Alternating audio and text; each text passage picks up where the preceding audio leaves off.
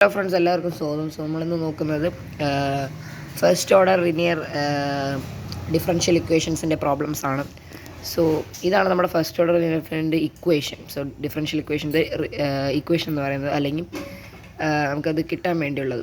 First നമുക്ക് ഒരു problem കിട്ടിയിട്ടുണ്ടെങ്കിൽ അതിനെ ഈ ഒരു ഫോമിലേക്ക്, അതായത് സ്റ്റാൻഡേർഡ് ഫോം, ഇതാണ് ഇതിൻ്റെ ഫസ്റ്റ് ഓർഡർ ലീനിയർ ഡിഫറൻഷ്യൽ ഇക്വേഷൻ്റെ സ്റ്റാൻഡേർഡ് ഫോം എന്ന് പറയുന്നത്. Y prime plus p f X times y is equal to q F x. അത് കഴിഞ്ഞ് നമുക്ക് ഇൻ്റഗ്രൽ ഫാക്ടർ കണ്ടുപിടിക്കണം. Integral factor is equal to e raise to the integral of p f x d X.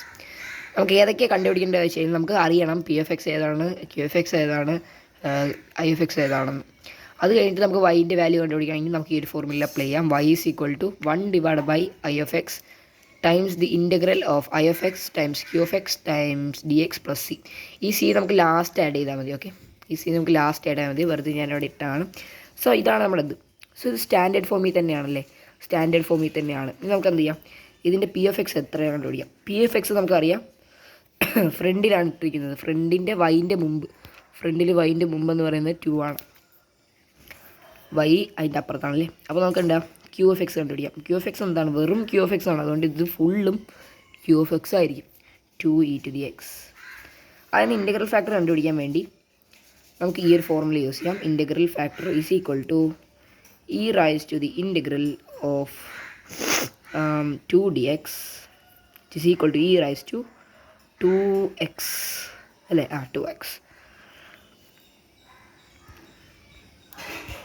So okay, അപ്പോൾ e raised to 2x.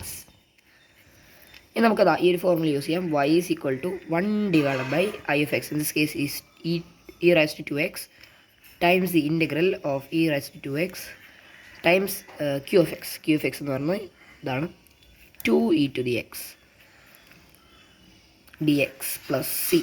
നമുക്ക് plus C വേണമെങ്കിൽ ഇപ്പോൾ add ചെയ്യാം, അല്ലെങ്കിൽ നമുക്ക് ലാസ്റ്റ് ആഡ് ചെയ്താൽ മതി എല്ലാ കോൺസ്റ്റൻ്റ് ഓഫ് ഇൻറ്റിഗ്രേഷൻ ചെയ്യുന്ന സമയത്ത്.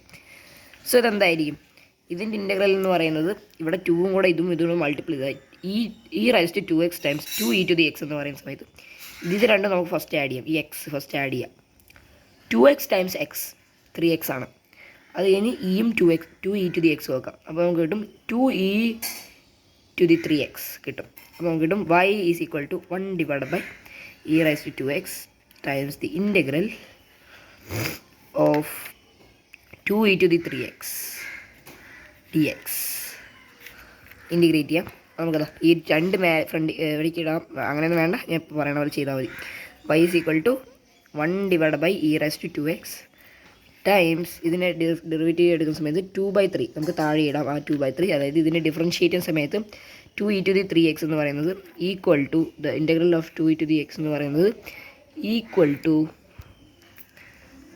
2e⁴x divide by 3. ഈ 2ഉം 3ഉം നേരെ ഇവിടെ ഇട്ടു times e⁴x plus C. So ഇതാണ്. ഇനി നമ്മൾ എന്ത് ചെയ്യണമെന്ന് അറിയാം, ഇതിനെ ഡിസ്ട്രിബ്യൂട്ട് ചെയ്യണം. സോ ഓക്കെ, e⁴x അതായത് 1 divide by e⁴x times e⁴x. നമുക്ക് ഈ 2 കാണേണ്ട, 2ൻ്റെ ഇതിൽ 2/3 ചെയ്യേണ്ട, ഇത് അറ്റാച്ച്ഡ് ടു ഇറ്റാണ്. സോ നമുക്ക് 3/3x ചെയ്താൽ മതി. സോ ഇവിടെ നമുക്ക് മൾട്ടിപ്ലൈ ചെയ്യുന്ന സമയത്ത് ഇതെടുത്ത് നേരെ പിടിക്കണം. അപ്പോൾ നമുക്ക് കിട്ടും e⁴x ഡിവൈഡ് ബൈ e⁴x. ഈ 3ൽ നിന്ന് ഒന്ന് മൈനസ് ചെയ്താൽ മതി, നമുക്ക് ഇതിൻ്റെ ആൻസർ കിട്ടാം. അതായത് 3ൽ നിന്ന് 2 മൈനസ് ചെയ്യാം.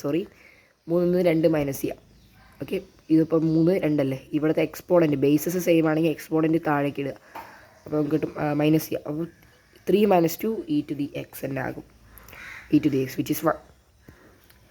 സോ ഇത് കിട്ടി. അപ്പോൾ y is equal to 2/3 e⁴x plus c divide by e⁴2x divide ചെയ്തേക്കുക. ഇത് നമ്മൾ മൾട്ടിപ്ലൈ ചെയ്താൽ അങ്ങനെ കിട്ടും.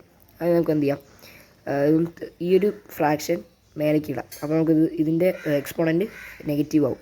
നമുക്ക് final answer could be y is equal to 2/3 e⁴x plus c e⁻²x.